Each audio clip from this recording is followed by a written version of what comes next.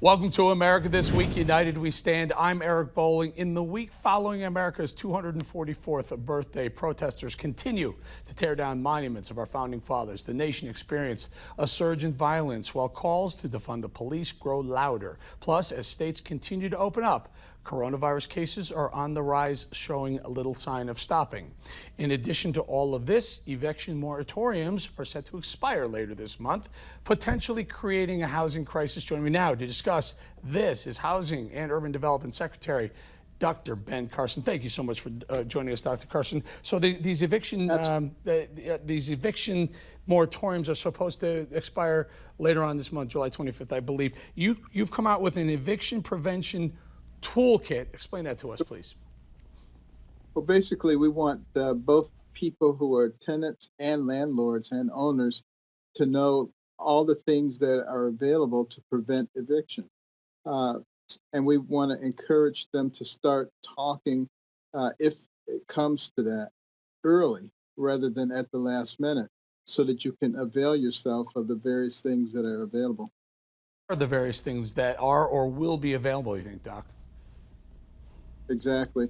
And people need to recognize that, the government's certainly not interested in people being evicted.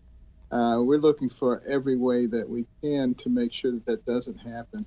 And that includes, obviously, working with all divisions of the government to get things opened back up in a responsible way so that people can actually go back to work and open the economy. So take us through the steps. So looks like I'm not going to be able to afford my rent. We've put off the eviction until July 25th because of the policy. It expires.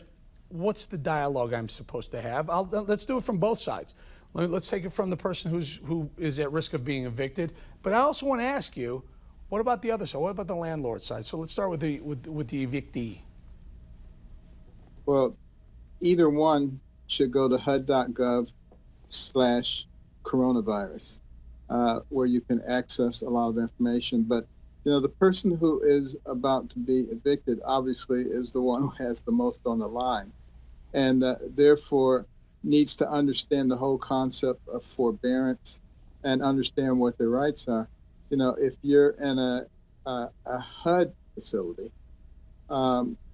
your eviction moratorium expires later than somebody who is not in a HUD-owned multifamily. And maybe some people don't know that. So this really kind of lays all of that out, but also provides you with information that you can give to your landlord or to the owner, because sometimes they're not aware of the forbearance that's extended to them and the fact that they, as a small business, are eligible for some PPP benefit. Interesting. Yeah. Let's talk about some of the other things that are bubbling up right now. COVID-19 cases continue to rise. Deaths are down, though. Doc, what do you see? You're a neurologist. You're a well-trained doctor. What are you seeing out there?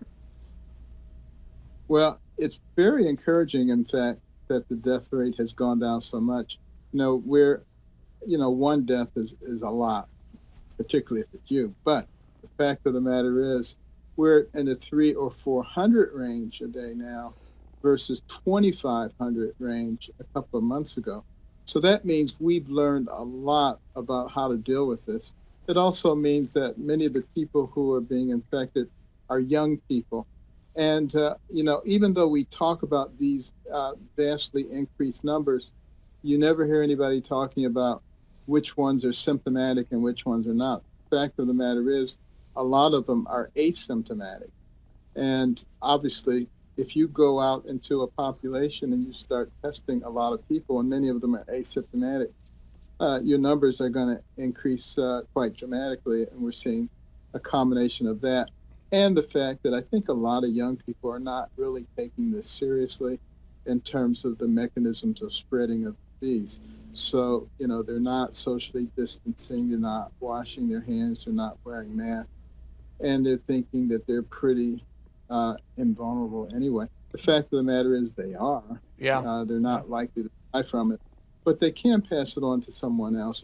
And I always suggest to people, just assume that you're an asymptomatic carrier when you're around elderly people and susceptible people. Just make that assumption and act in that. Yeah, it's hard to keep young people down for this amount of time, especially when, as you point out, it's almost unlikely for them to die from a case. They'll get a flu, they'll get some symptoms, they'll move on, and that's really why we see these big parties going on in various pools and in lakes around the country. Doc, I'd be remiss if I didn't ask you this with what's going on with our statues and with the racial tensions in America. Do you believe there is systemic racism in America? I believe there was a time when there used to be systemic racism. I certainly grew up during such a time. America has changed dramatically since that time, and I don't think that it exists now.